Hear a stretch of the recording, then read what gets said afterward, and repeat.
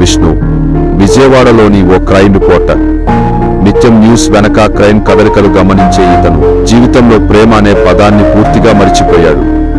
కానీ ఆ సాయంత్రం 5 గంటలప్పుడు విజయవాడ రైల్వే స్టేషన్ వెనుక ఉన్న చీకటి వీధిలో ఓ మర్డర్ కేసు గురించి సమాచారం వచ్చింది. విష్ణు తన కెమెరా తీసుకొని అక్కడికి వెళ్ళాడు. పోలీసుల కంటే ముందే అక్కడికి చేరాడు. ఆచూకీలేని మృతదేహం పక్కన ఒక చిన్న ప్రేమ లేఖ కనిపించింది.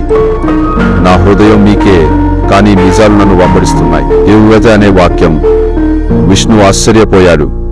ప్రేమతో మొదలైనది హత్యతో ముగిసిందా?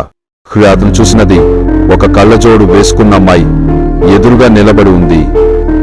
ఆమె పేరు అన్విత. విజ్ఞాతంగా ఉన్న ఆమె కన్నాల్లో దిగులుతో పాటు సవాలు కనిపించాయి. ఈ కేసు గురించి మీకు ఏమైనా తెలుసా? నిజం తెలుసుకోవాలి అంటే నాతో రావాలి.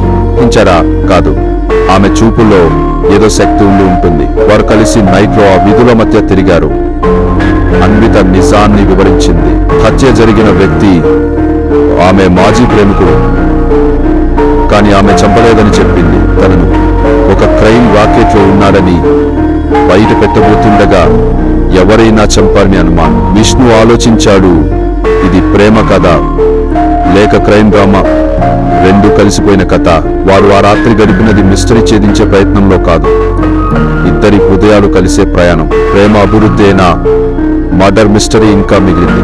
ఆఖరి పేజీకి విష్ణు తన కథ రాసి పూర్తి చేస్తాడు. చీకటి వీధిలో ప్రేమ కూడా వెలుగులా వెలిగింది. కానీ